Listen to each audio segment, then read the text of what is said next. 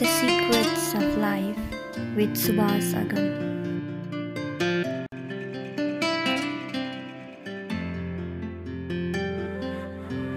त्यो बिन्दु जुन प्राणी मात्रले खोजिरहेको आनन्दको परिपूर्णतम क्षण, अब त्यहाँभन्दा माथिल्लो आनन्द छैन। आनन्दको पराकाष्ठा नै महारास हो। त्यहाँ के भयो भनेर भन्ने कुरा यो बाहिरी जगतमा बसेर देहलाई म हुँ भन्ने, भनौँ न अहिलेको हाम्रो यो अवस्थामा बसेर कथा मात्रै भनेर त्यहाँ के भएछ भन्ने बुझ्न सकिँदैन। त्यहाँ नडुबिकन त्यसको अनुभूति हुँदैन, डुबेपछि बोल्न सकिँदैन। नडुबी अनुभूति हुँदैन, डुबेपछि बोल्न सकिँदैन। अब नदीमा नडुबिकन डुबेको अनुभूति हुन्छ? हुँदैन नि। यतिसम्म डुबिन्जेलसम्म पनि के भन्छौँ, ए बचाऊ बचाऊ बचाऊ भनिन्छ। जब त्यो डुबिसक्यो अब बचाऊ भनिन्छ। अब त्यो पूर्ण रूपेण डुबेको अनुभूति त्यो पूर्ण रूपेण डुबेको व्यक्तिले मात्र गर्न सक्छ। महाराज भनेको जीवात्माले जन्म जन्मान्तर कल्पकल्पान्तरसम्म जुन खोजिरहेको, ब्रह्माजीदेखि लिएर एउटा विष्ठाको किराले पनि जुन खोजेको आनन्द हो, त्यो आनन्दको पराकाष्ठा नै महारास हो। अब त्यहाँ जुन वनवासको कुरा छ नि, वनवासको कुरा त आफ्नो रामायण आफ्नो बच्चाहरूलाई पढाउनु थियो। त्यो वाल्मीकि कुटीमा लगेर छोडेको थियो, वाल्मीकिको आश्रमको नजिक लगेर छोडेको थियो। त्यहाँ जब वाल्मीकिबाट यदि दरबारमा अयोध्यामा लवकुश जन्मिनु भएको भए रामको छोरा जस्तो हुनुहुन्न थियो होला, कुनै एउटा राजकुमार जस्तो भएर आउनुहुन्थ्यो होला। त्यहाँ लगेर धुरन्धर रामायणको त्यहाँ पढाउनु थियो।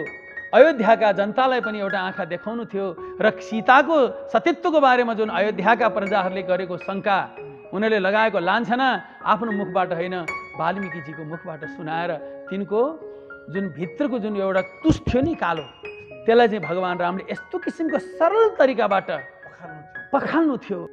अब सखीहरूले के भन्नुभयो, तिमी पाउनको निम्ति तिमीमै प्राण धारण गरेर हामी तिमीलाई खोजिरहेका छौँ, खोजिरहेछौँ तिम्रा दासी बाँची तिम्रै निम्ति प्रभु, सदा बचायौ आपदबाट आज कतातिर गयो प्रभु। हेर्नुहोस्, अब हामीमा र गोपीमा के अन्तर आयो त भन्दा हामी संसारको दास बन्न रुचाउँछौँ। गोपीहरूले भन्नुभयो, कृष्ण हे परब्रह्म हामी तिम्रा दासी। हामीलाई कुनै दासी माने उसले अन्डरमा राखेको, हामीलाई संसारको कुनै पनि वस्तुले हामीलाई थिच्न सक्दैन प्रभु। मोक्ष पर्यन्तको कामनालाई हामीले तिलाञ्जली दिएका छौँ। हामीलाई कुनै पनि आशा भरोसाले बाँधेर राख्न सक्दैन। हामीलाई एउटै आशा छ, तिम्रो प्राप्ति। र भागवत कुञ्ज पहिले लेख्दाखेरि अत्यन्त जस्तो एक दिन नारद सत्य लोक पुगी गया लोकको गरौँ हित भनी जसरी जनजीवनमा झुन्डिरहेको छ, आज भागवत कुञ्जको पद हे ऋषि कलिमा कसरी तरला सजिलो साधन आज्ञा हो, शास्त्र अधिक छन् विघ्न छ धेरै सारखिची सब आज्ञा हो, किन जन्म्यो श्री भगवान कृष्ण लीला पनि सब आज्ञा हो, धाम गएपछि धर्म कहाँ गो रूप लियो कति आज्ञा हो। यसरी संक्षेपीकरण गरेर एक अध्यायको पहिलो अध्यायको प्रथम स्कन्धको पहिलो अध्यायलाई उहाँले पूर्ण गर्नु। देशका विभिन्न स्थानमा अखण्ड कीर्तनहरू, कीर्तन मण्डलहरू र भक्तहरू हुनुहुन्छ। यसै बिचमा उहाँले नेपाल र भारतमा का विभिन्न स्थानमा धर्मस्तम्भको स्थापना गरेर प्रत्येक तिथिमा प्रत्येक गतेमा चाहिँ 24-24 घण्टाको अखण्ड कीर्तन गराउने प्रावधान अहिलेसम्म पनि कति ठाउँमा भइराखेको छ। The Secrets of Life with Subhas Agam.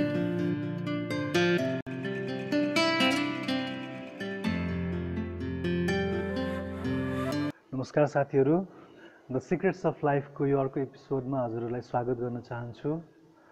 Kathmandu खाल्टोमा हुनुभएका विविध साधु सन्त महात्मा ज्ञानी पुरुषहरूसँग भेट गर्ने क्रममा आज हामी जानकी जीवन कुञ्ज गौशालामा पशुपतिनाथ क्षेत्रमा छौँ। हजुरहरूले चिन्नुभएको विख्यात तबलावादक अतुल गौतम को निवास र कतिले चिन्नुभएको कतिले नचिन्नु भएको, मेरो दर्शकले सायद चिन्नुभएको छ होला, सायद नचिन्नु भएको छ होला, अतुल गौतमजीको दाजु र यस आश्रमका प्राचार्य र यो हरिराम सङ्कीर्तनका पनि एकजना नायक, एकजना सद्गुरु, एकजना गुरु, एकजना चाहिँ भागवतका प्रवचक गुरुसँग छौँ। आउनुहोस् कार्यक्रममा स्वागत गरौँ अजित गौतम उर्फ अजित बाबुजीलाई। कार्यक्रममा स्वागत छ गुरु हजुरलाई। ठिक छ, भगवान कृष्ण र रामको अवतारमा भएका दुई तिनवटा कुराहरू छन् जो धेरै मान्छेले बुझ्दैनन्, नबुझेर यसको बारेमा धेरै टिका टिप्पणीहरू हुन्छन्। अझै महिलावादीहरूले महिलालाई हिंसा भयो, महिलालाई चाहिँ हेपियो भन्ने तरिकाले भन्छन्, कसैले के भन्छन् कसैले के भन्छन्। भगवान रामको समयमा माता सीतालाई लिएको अग्नि परीक्षालाई धेरैले प्रश्न उठाएर हेर्छन्, एउटा कुरा। अर्को कुरा भगवान कृष्णको 16,000 गोपिनीहरूसँगको त्यो नृत्य, त्यो रासको कुरालाई धेरैले टिका टिप्पणी गरेर हेर्छन्। यसको बारेमा थोरै बुझाइदिनुहोस्। म रामको चरित्रदेखि निवेदन गरौँ है, सुरुको अवतार, त्यो त्रेता र द्वापरकोमा जोड्छु। अब जुन भन्न त जे भन्दा पनि हुन्छ, तर अलिकति त्यो भन्नेहरूले अब अलिकति अध्ययन गरेर भन्यो भने त्यसको यथार्थ धरातलसम्म पुग्न सकिन्छ। अग्नि परीक्षा जब भगवान रामले त्यहाँ देखिन्छ, अब अहिले त हेर्न पनि सजिलो छ, कुनै ग्रन्थ धेरै पल्टाइरहनु पर्दैन। महाभारत अथवा रामायणको त्यो अंश हेर्दाखेरि थाहा हुन्छ किन त्यो अग्नि परीक्षा लिनु भन्दा त्यसमा लक्ष्मणले पनि शङ्का गरेछ।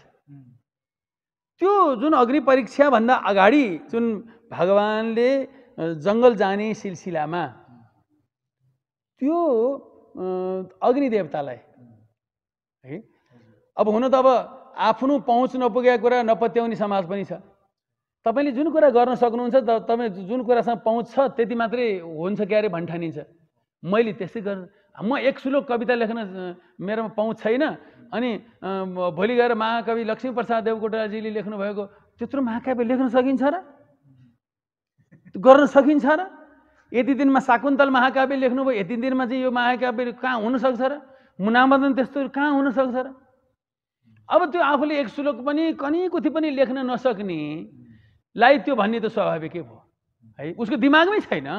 त्यत्रो भास्ट ग्रन्थ चाहिँ कसैको यो मस्तिष्कबाट प्रवाहित हुन्छ संसारको निम्ति भन्ने कुरा त्यो सानो दिमाग भएकोले सोच्न गाह्रो पर्छ। त्यो उसको दोष होइन, त्यो सोचाइमा कमी भयो। अब त्यहाँ के छ त भन्दाखेरि भगवान रामले के गर्नुभयो भन्दा अग्निलाई सीताजीको जुन वास्तविक अहिले जनजीवनको भाषामा भन्दाखेरि मूल कपी बुझ्नुभयो, लाल पूर्जाको मूल कपी, सीताको मूल कपी जुन वास्तविक सीता जो हो अग्निदेवलाई जिम्मा लगाएको छ। अब तपाईँ हामीले त अब यो पनि पत्याउनु आगोलाई कसरी जिम्मा लगाउनु, यो त मान्छेको लीला थिएन, त्यो त भगवानको लीला थियो। अग्निदेवलाई जिम्मा लगाउनु भएको छ। अब जब अग्निदेवलाई जिम्मा लगाइसकेपछि फेरि फर्काउनु परेन। अब कहीँ जानु छ भने हजुरले त्यो नागरिकता हराउँछ भनेर फोटोकपी बोकेर जानुभएको छ, कसैले राख्न दिनुभयो फोटोकपी, के अरे मूल नागरिकताको मूल कोही व्यक्तिले राख्न दिनुभएको छ भने त अब हजुरको आफ्नो मूल कपी फर्काउने कि नफर्काउने, फर्काउनु पर्यो। फोटोकपी बोकेर त साध्य हुँदैन नि, त्यो त कति ठाउँमा प्रमाणित गराएर जाने। त्यस कारणले भगवान रामले अग्निदेवतालाई जुन बक्सेको सीताजी हो, सीताजीको जुन फोटोकपी हो त्यो चाहिँ अग्निमै समावित भएको देखियो, र मूल तत्त्व जो सीता तत्त्व हो त्यो सीता तत्त्वलाई भगवान रामले लिइबक्स्यो। ल रावणले हरण गरेकी सीता पनि त्यो फोटोकपी हरण गरे भने त्यो फोटोकपी लगेर त्यत्रो गराउनुमा चाहिँ त्यो एउटा लीला मात्रै थियो। अब लीला किन त्यो गर्नुभयो भन्दाखेरि कसैले त्यो लीलाबाट आनन्द लिनु थियो। भगवानले आफ्नो निम्ति भन्दा पनि र मर्यादालाई स्थापना गर्नुपर्ने थियो। रामले कति ठाउँमा मर्यादा पालन गर्नु भएको छ हेर्नुहोस् न। यतिसम्म मर्यादा छ कि जब राम धाम सवारी हुने बेला भएको थियो, ब्रह्माजीलाई भगवानले सोधिबक्स्यो, हे ब्रह्माजी यी सबै चराचर मसँग जाँदैछन्, के ती जान योग्य छन्? मेरो धाममा यति जान योग्य छन् भन्दा ब्रह्माजीले हात जोडेर भन्नुभयो, नाथ कति सरल वाणी हजुरले बोल्नुभयो।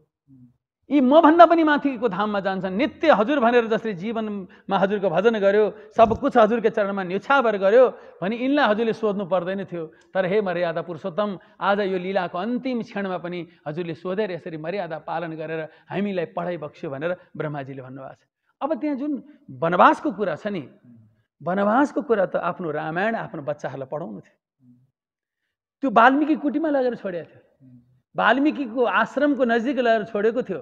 त्यहाँ जब वाल्मीकिबाट यदि दरबारमा अयोध्यामा लवकुश जन्मिनु भएको भए रामको छोरा जस्तो हुनुहुन्न थियो होला, कुनै एउटा राजकुमार जस्तो भएर आउनुहुन्थ्यो होला।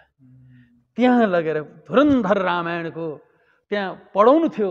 अयोध्याका जनतालाई पनि एउटा आँखा देखाउनु थियो र सीताको सतीत्वको बारेमा जुन अयोध्याका प्रजाहरूले गरेको शङ्का, उनीहरूले लगाएको लान्छना आफ्नो मुखबाट होइन वाल्मीकिजीको मुखबाट सुनाएर तिनको जुन भित्रको जुन एउटा तुष थियो नि कालो, त्यसलाई चाहिँ भगवान रामले यस्तो किसिमको सरल तरिकाबाट पखाल्नु थियो।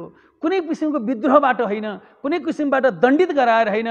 त्यत्रो चक्रवर्ती सम्राट, विश्वको सम्राट भगवान रामचन्द्रले एउटा नागरिकलाई पनि दण्ड दिनु भएन, यसरी जवाफ दिनुभयो। र राजाले यसरी गर, तिमीलाई विरोध आउँछ, तिमी माथिल्लो पदमा बसेका छौ भने विरोध आउँछ, त्यो विरोधलाई विरोधको किसिमले होइन, यस्तो किसिमको शीतल भावले यसलाई शान्त गराऊ।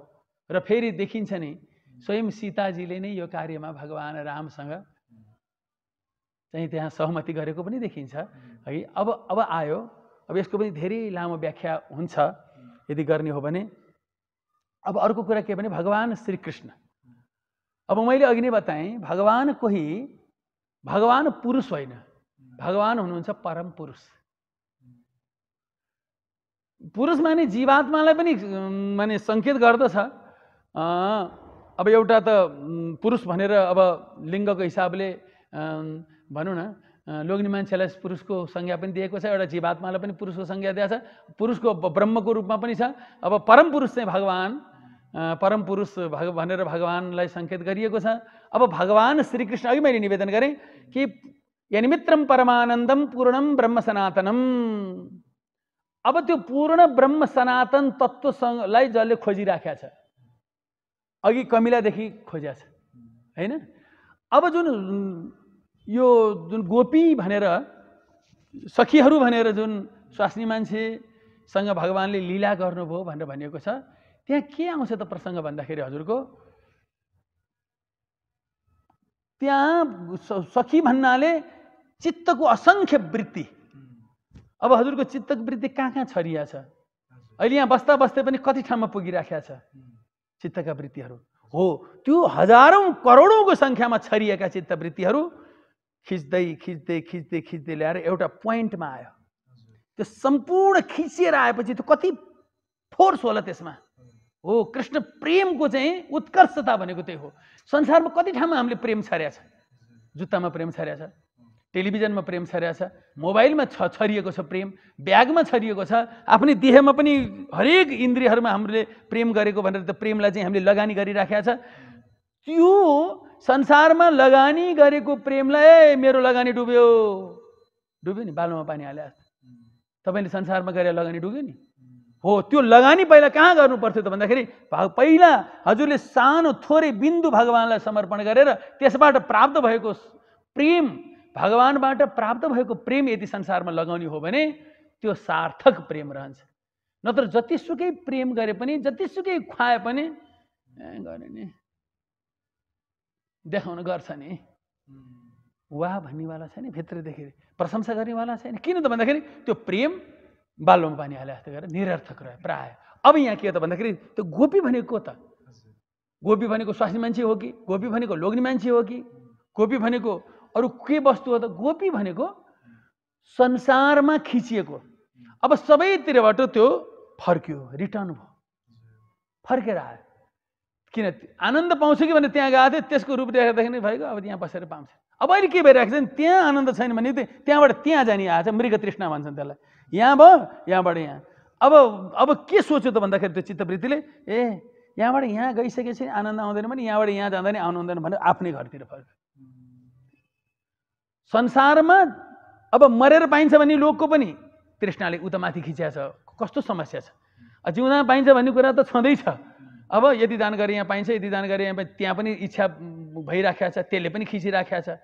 अब गोपी भनेको त के भने सबैतिरबाट सबैतिर छरिएको, सबैतिर टाँसिएको, सबैतिर बिखरिएको जुन चित्तको वृत्ति हो, त्यो बिखरिएको चित्तवृत्तिलाई विवेक रूपी शक्तिद्वारा आकृष्ट गरेर खिचेर लिएर आएर एउटै केन्द्रमा एउटै पोइन्टमा ल्याएर त्यसलाई यस्तो मुस्लो बनाएर, त्यो प्रेमको मुस्लो कस्तो होला हो, त्यो प्रेमको जो मुस्लो हो त्यो मुस्लो भन्नु नै, अथवा त्यो प्रेमको त्यो पोइन्ट के, त्यो पोइन्ट आई ग्लासले तपाईँ त्यो सूर्यको किरणलाई खिचेर त्यहाँ पातमा राख्नु भने हुरुक्क बल्छ नि।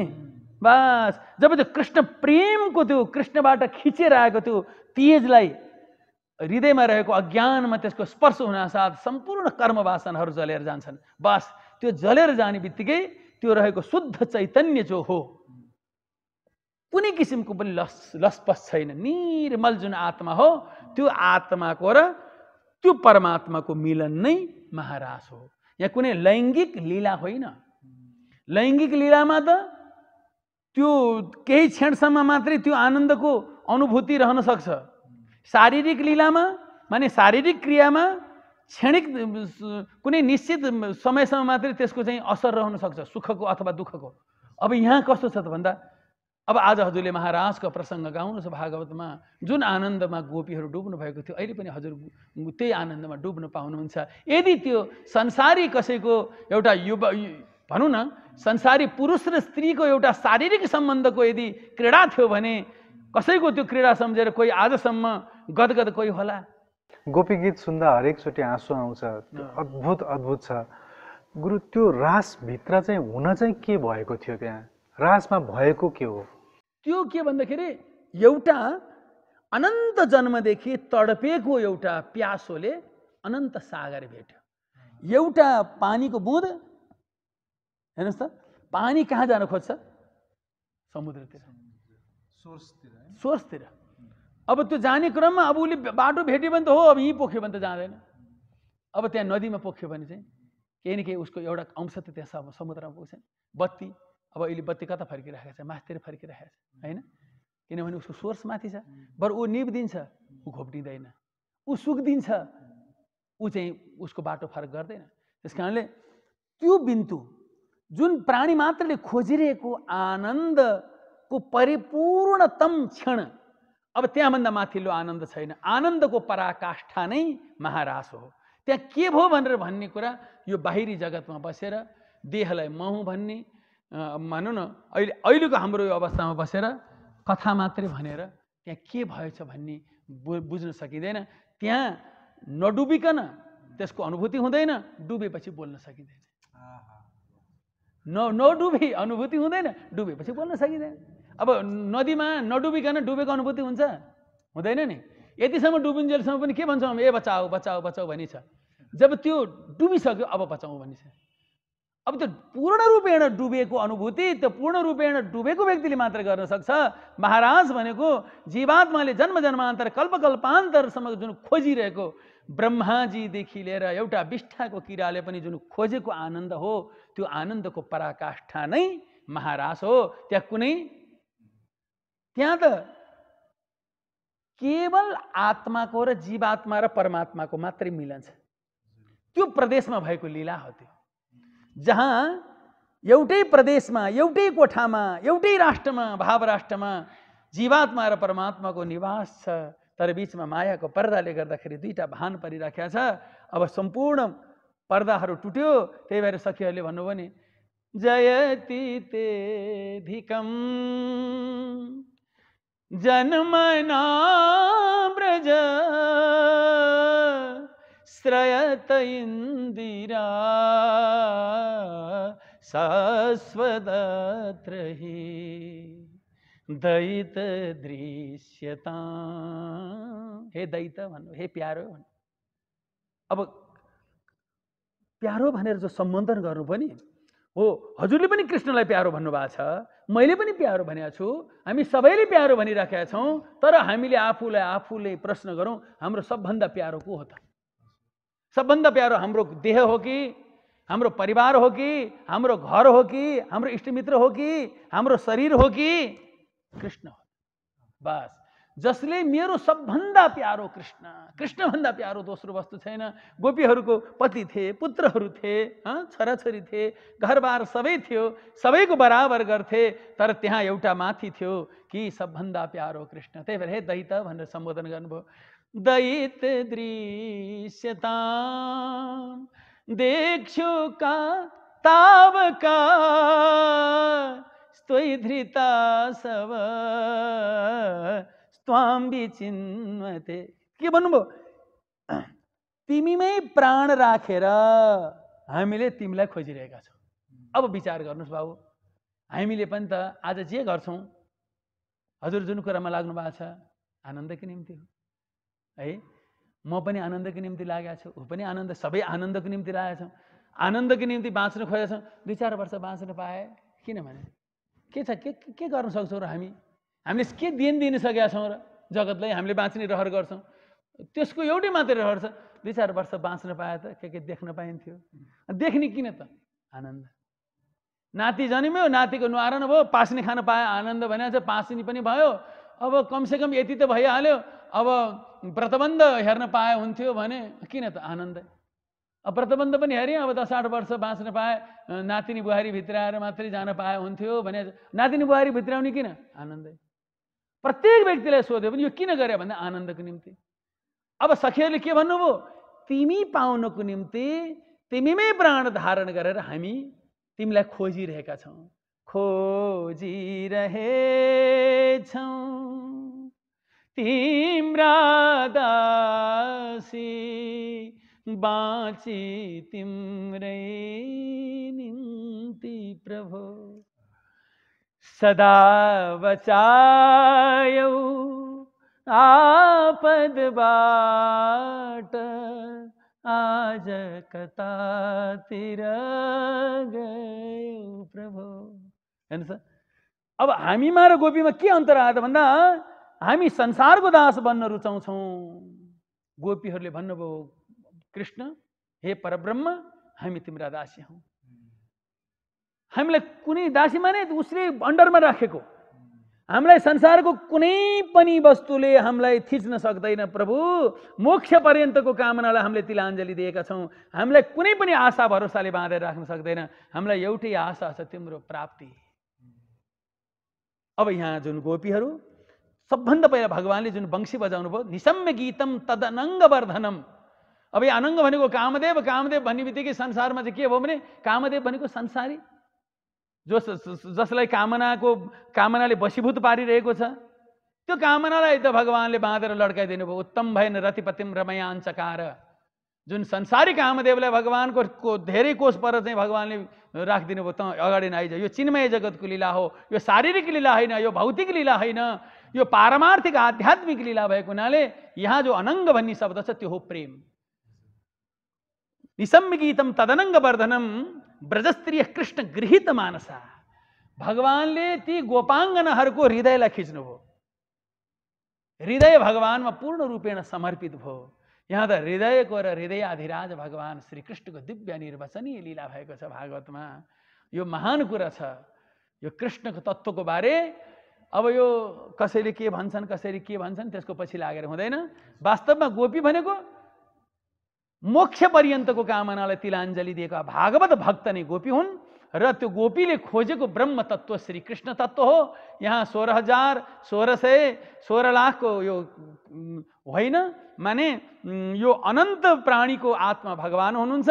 सम्पूर्ण प्राणी मात्रले भगवान खोजिराखेका छ र त्यो भगवान पूर्ण रूपेण जसले जो शरण परेको छ उसलाई प्राप्ति भयो। त्यो प्राप्ति नै महारास हो। र यो भित्र के लीला भएको थियो, कस्तो लीला भएको थियो, त्यो अनिर्वचनीय भनेको वाणीद्वारा त्यसको निर्वचन गर्न सकिँदैन। यो प्रश्नको उत्तरबाट यसलाई निर्वचन हुन सकिँदैन। यो त त्यो ठाउँमा जब पुगेर, त्यो ठाउँमा पुगेर डुबेर त्यसको चस्का लागे जसलाई लाग्छ त्यसले अनुभूति गर्ने कुरा हो। र त्यो अनुभूति भइसकेपछि फेरि निर्विकल्प समाधि अनि आनन्द, केवल सुख, केवल रसै रसको साम्राज्य। अब त्यहाँ त्योभन्दा माथिको कुरा वाणीको गम्य छैन। ठिक छ, हामी अहिले पशुपतिनाथ क्षेत्रमा छौँ र यो जानकी जीवन कुञ्जमा चाहिँ अखण्ड कीर्तन पनि भइरहेको छ र हजुरको परिवारमा हामीले सुनेका छौँ कि रामायण भानुभक्तले नेपालीमा ट्रान्सलेट गर्नुभएको थियो, नेपालीमा जनजनमा पुगेको थियो। त्यस्तै हजुरको परिवारमा पनि श्रीमद् भागवतलाई नेपालीमा ट्रान्सलेट गरिएको रहेछ, जुन कुरा मलाई थाहा थिएन र धेरै नेपालीलाई थाहा छैन होला सायद। आज यो कुरा अलि राम्रोसँग मलाई सुन्न मन लाग्यो। आज अत्यन्त महत्त्वपूर्ण दिन छ। आज एउटा संयोग पर्यो, धेरै समय किन भेटौँ, किन कार्यक्रममा हामी जुट्न सकेनौँ। हाम्रो अगम सुभाषजीले सुभाष अगमजीले धेरै अगाडिदेखि यसलाई चाहना गर्नुभएको, हामीले पनि चाहना गरेका थियौँ। तर किन यो मिल्न सकेन त भन्दाखेरि आजको दिन मिल्नुपर्ने रहेछ। आजको दिन अर्थात् पौष 25 गते आज यो हरिनाम जयन्ती 92औं हरिनाम जयन्तीको आज पूर्व सन्ध्यामा हामी यो जानकी जीवन कुञ्जको बैठकमा बसेर यो भगवत चिन्तन गरिने सौभाग्य प्राप्त भयो। विक्रम सम्वत, अब अलिकति सबैले बुझ्नुपर्ने कुरा, विक्रम सम्वत 1986 साल आजको दिन होइन। त्यो बेलाको राजनैतिक अवस्था, त्यो बेलाको माने सामाजिक संरचना, एउटा भनौँ न सबै सामाजिक संरचनादेखि लिएर राजनीतिक अवस्थादेखि लिएर एउटा गुमराहकै अवस्था थियो। 1986 सालको पौष 26 गतिको दिन, आजभन्दा 91 वर्ष अगाडि, आज 91 पूर्ण हुँदैछ, श्री परम पूज्य नामावतार रामगुरु कविप्रसाद गौतमज्यूले आफ्ना भाइहरूलाई, आफ्ना भक्त अनुयायीहरूलाई साथमा लिएर काठमाडौँमा प्राणी मात्रको कल्याणको लागि, यो कुनै मत महजबको भित्र, सम्प्रदायभित्र, एउटा टोलीभित्र, भनौँ न एउटा समूहभित्र मात्रै नरहिकन, यसको गुरुले एउटा उहाँको महावाणी छ, प्राणी मात्र की जय, प्राणी मात्र की जय, जीव मात्र की जय, सनातन भागवत धर्म की जय। विश्वका प्राणी मात्रको कसरी जय हुन्छ भन्दा कलियुग केवल नाम आधारा, सुमिर सुमिर नर उतरहि पारा। कलियुगको निम्ति त भगवानको नाम बराबर उद्धारको कुनै पनि साधन छैन। कलौ नास्तेव नास्तेव नास्तेव गतिरन्यथा। त्यस कारणले त्यो भगवान नाम संकीर्तनमा पनि कलि सन्तरणोपनिषदमा नारदजीलाई ब्रह्माजीले बताउनु भएको छ, हे नारद 32 अक्षरवाला नारायणको नाम कलियुगको निम्ति औषधि हो, भवसागर पार गर्नको निम्ति एउटा डुङ्गा हो। प्राणी उद्धारको निम्ति कलियुगमा भगवानको 32 अक्षर हरे राम राम राम हरे हरे, हरे कृष्णा कृष्ण कृष्ण हरे हरे। यो महामन्त्र जो 85 सालमा विष्णु दिगम्बर पशुपतिमा आउनुभएको थियो, त्यहाँ कीर्तन भएको थियो, उहाँको जीवनीबाट कुरा अवगत हुन्छ कि त्यसपछि 86 सालको आजको दिन माने पौष 26 गतिको दिन अखण्ड कीर्तनको रूपमा यो धराधाममा, नेपाल धाममा रामगुरु कविप्रसाद गौतमज्यूले यसलाई प्रारम्भ गर्नुभयो र उहाँको सदिच्छा छ, उहाँको विश्वास छ, यावत् थास्यन्ति गिरयो यावत् चन्द्र दिवाकरौ। जसको जुन राष्ट्रको झण्डामा चन्द्र र दिवाकर अर्थात् चन्द्रमा र सूर्यको चिन्ह अंकित छ, जबसम्म आकाशमा चन्द्र सूर्य रहन्छन् तबसम्म मेरो धराधाम अटल रहन्छ, अमर रहन्छ, अनन्त रहन्छ। यो रामगुरुको सदिच्छा हो, यो पूर्ण विश्वास हो। त्यसको निम्ति उहाँले यावत् चन्द्र दिवाकरौ यावत् श्री बागमती धारा तावत् श्री हरि कीर्तनम। जबसम्म बागमतीको धारा, जबसम्म सप्तगण्डकीको धारा, जबसम्म सप्त कौशिकीको धारा, जबसम्म गंगा यमुनाको धारा, जबसम्म अनेकानेक नदीहरूको धारा यो धराधाममा बगिरहन्छ, तबसम्म यो अखण्ड कीर्तन चलिरहन्छ। र मैले नेपाल आमाको हृदयमा, नेपाल आमाको काखमा बसेर यो भगवानको नाम प्रारम्भ गरेँ भनेर आफ्ना भाइहरू र भक्तहरूको सहायता लिएर, अनि सहयोग लिएर उहाँले सबैलाई परिचालन गर्नुभयो र अखण्ड कीर्तनको प्रारम्भ गर्नुभयो। विभिन्न भागवतीय अनुष्ठानहरू पनि यस बीचमा भएका छन्। जो 5 भागको जीवनीमा उहाँका कनिष्ठ भ्राता अभिन्न हाम्रो पूज्य हजुरबुवा ज्योति प्रसाद गौतमज्यूले त्यसलाई प्रकाशित गर्नुभएको छ।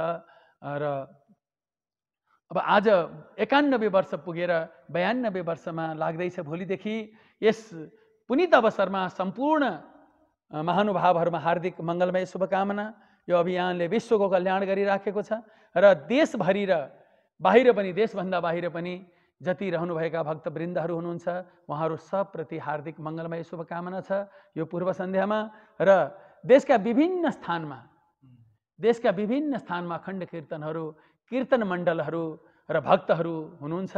यसै बीचमा उहाँले नेपाल र भारतमा का विभिन्न स्थानमा धर्मस्तम्भको स्थापना गरेर प्रत्येक तिथिमा, प्रत्येक गतेमा चाहिँ 24 घण्टाको अखण्ड कीर्तन गराउने प्रावधान अहिलेसम्म पनि कति ठाउँमा भइराखेको छ। र यदि कति ठाउँमा भएको छैन भने यो जुन आजको यो कार्यक्रम जतिले हेर्नुहुन्छ, यदि त्यो धर्मस्तम्भको बारेमा यहाँहरूले त्यो पत्ता लगाउन सक्नुहुन्छ, यहाँहरूको घर गाउँमा नजिक छरछिमेकीमा त्यस्तो धर्मस्तम्भको कुनै त्यो लेखिएको हरिरामको स्तम्भ छ भने त्यसलाई संरक्षण गरेर विश्व कल्याणमा सहभागी हुनुहोला। यसमा म हार्दिक आग्रह प्रार्थना म यो जानकी जीवन कुञ्जको तर्फबाट गर्दछु। र जो अघि कुरा आयो भागवत कुञ्ज, जो पूज्य रामगुरुका कान्छा भाइ श्री पूज्य हजुरबुवा ज्योति प्रसाद गौतमज्यूले यो भागवत कुञ्जलाई रामगुरुको कृपा सम्झेर, उहाँको आदेश आग्रह माने रामगुरुकै त्यो निर्देशन, उहाँको हृदयको जुन आभार माने ऊ हो, प्रेरणाबाट भागवत कुञ्ज लेख्नुभयो। र भागवत कुञ्ज पहिले लेख्दाखेरि अत्यन्त जस्तो एक दिन नारद सत्य लोक पुगी गया, लोकको गरौँ हित भनी जसरी जनजीवनमा झुन्डिरहेको छ, आज भागवत कुञ्जको पद हे ऋषि कलिमा कसरी तरलान, सजिलो साधन आज्ञा होस्, शास्त्र अधिक छन् विघ्न छ धेरै, सार खिची सब आज्ञा होस्। किन जन्म्यो श्री भगवान कृष्ण, लीला पनि सब आज्ञा होस्। धाम गएपछि धर्म कहाँ गो, रूप लियो कति आज्ञा होस्। हो यसरी संक्षेपीकरण गरेर एक अध्यायको पहिलो अध्यायको प्रथम स्कन्धको पहिलो अध्यायलाई उहाँले पूर्ण गर्नुभयो। त्यसरी 335 अध्यायलाई नै पछि गएर त अलिकति भास्ट रूपमा पनि लेख्नु भएको छ। कुनै मिडियम साइज, मध्यम साइजमा छ, कुनै छ। त्यो करिब किन्न पाइन्छ त्यो कुञ्जबाट र अन्य अखण्ड कीर्तनहरूबाट पनि उपलब्ध हुन्छ। र त्यो कस्तो छ भन्दाखेरि करिब 1,20,000 करिब 1.25 लाखको छेउछाउ पुगिसक्यो त्यो प्रकाशन भएको। त्यो 1.25 लाख प्रतिको छेउछाउ पुगिसकेको छ। 1.25 लाखको छेउछाउ त्यो प्रति पुगिसकेको छ। यो आफैमा एउटा गौरवको कुरा छ नेपालमा। त्यसलाई फेरि नेपाल भाषामा पनि लेखिएको छ, हिन्दीमा पनि लेखिएको छ। भागवतलाई यसरी चाहिँ जनजनमा पुर्याउने चेष्टा रामगुरुको जुन भइरहेको छ। अब अहिलेको पछिल्लो समयमा पनि भक्तहरूले आफ्नो श्रद्धाबाट, त्याग तपस्याबाट यो चिजलाई उहाँले अलिकति पनि घट्न दिनुभएको छैन, बल्कि गुरुको कृपा सम्झेर यसलाई बढाइरहनु भएको छ। ठाउँ ठाउँमा यज्ञ, महायज्ञ, नारायण महायज्ञहरू भइरहेका छन्, भागवतहरू भइरहेका छन्। तीर्थाटनको क्रममा महायज्ञ सहित तीर्थयात्राहरू पनि भइरहेका छन्।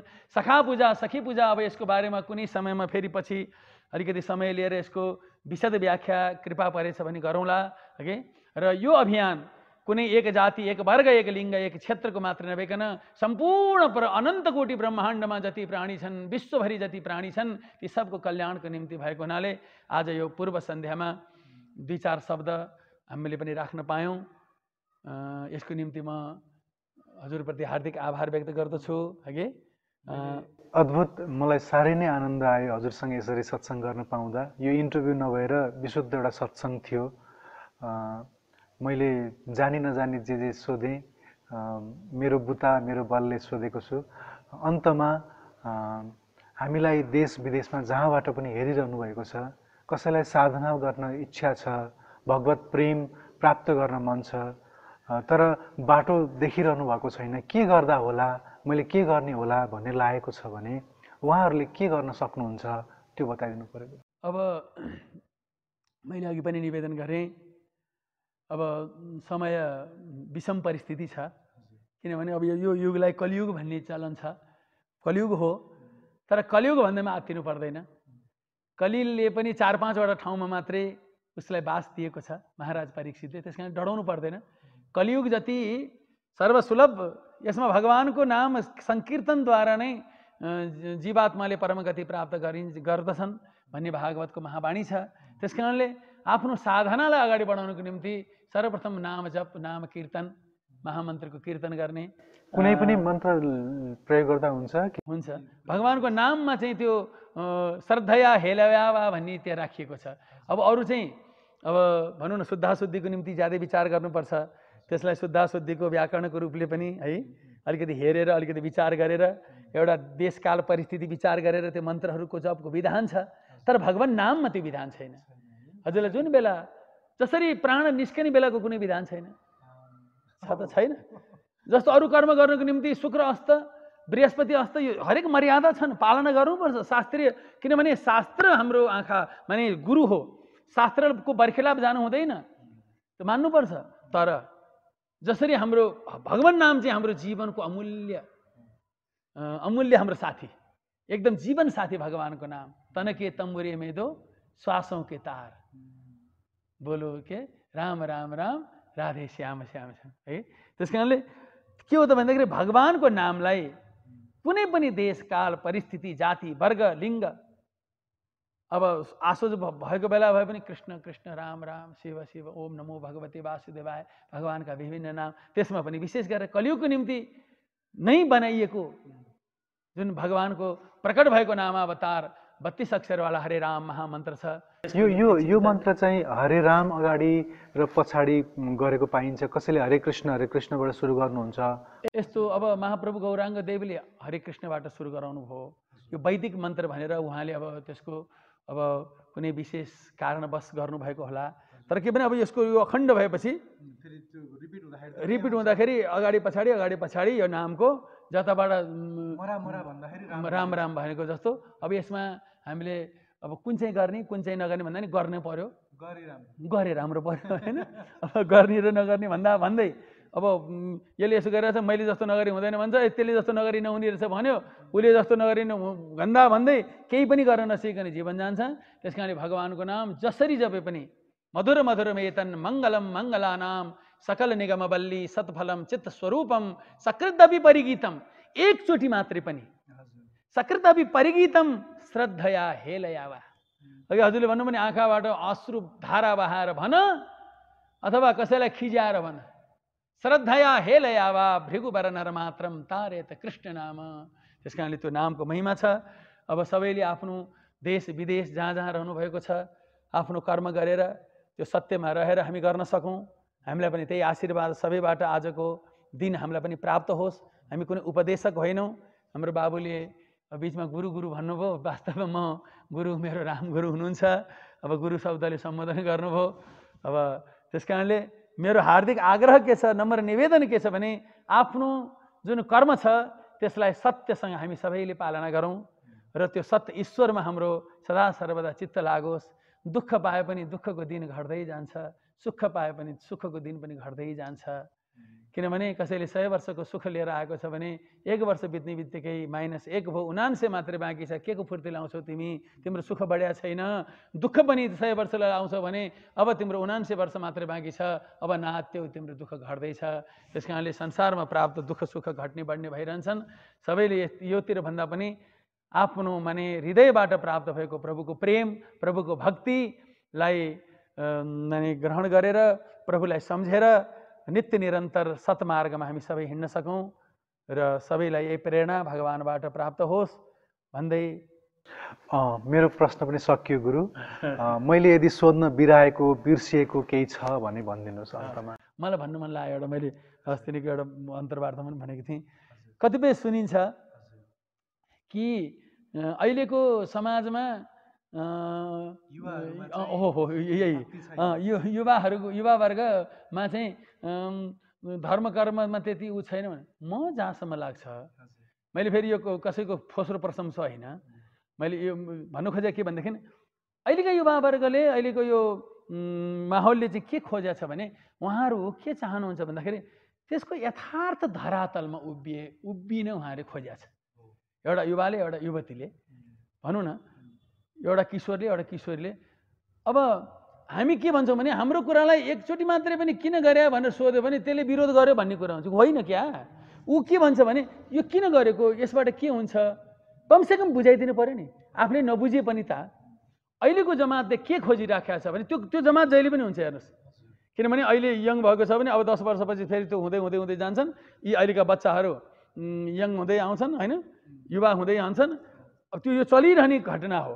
त्यस कारणले उहाँले के बुझ्नु खोज्नु भएको छ भनेदेखि यसको यथार्थता लहैमा लाग्ने अहिलेको जमात छैन।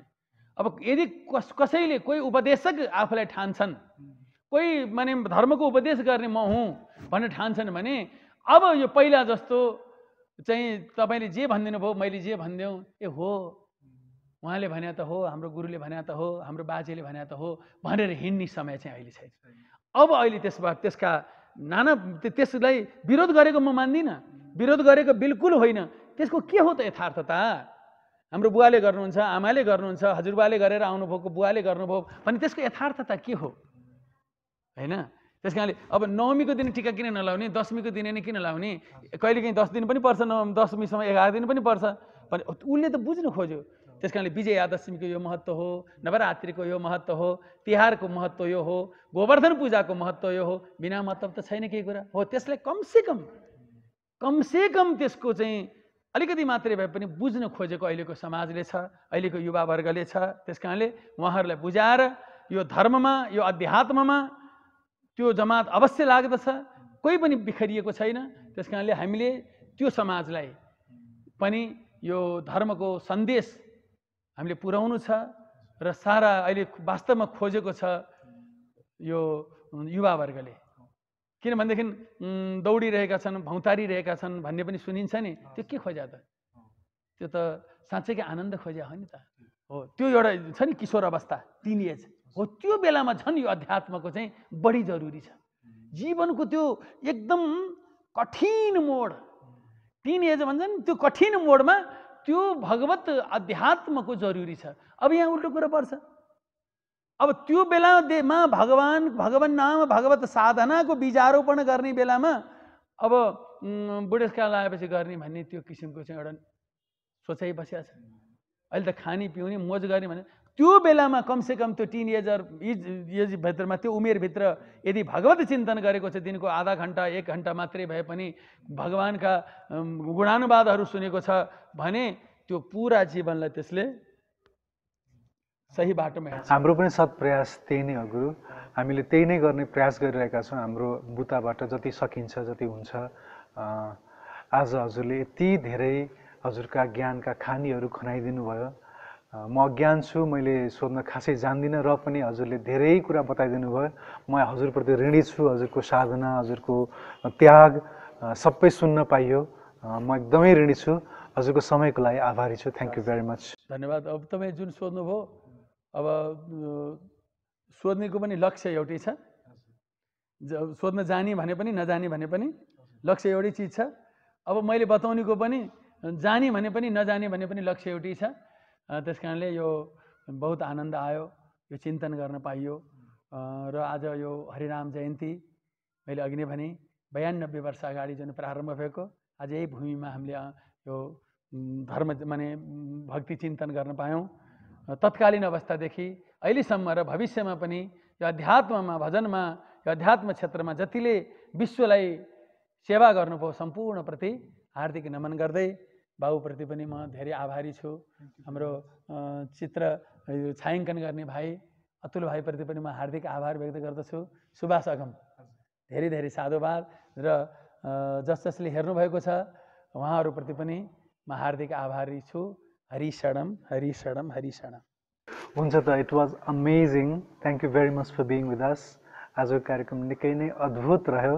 मलाई त्यस्तो अनुभूति भएको छ, हजुरलाई पनि त्यस्तै भयो होला भन्ने आशा छ। Thank you very much. अर्को कार्यक्रममा फेरि भेट गर्नेछौँ। क्यामेरामा साथ दिने रामतुजुलाई धन्यवाद दिँदै बिदा हुन्छु। नमस्कार। The Secrets of Life with Subhas Agam.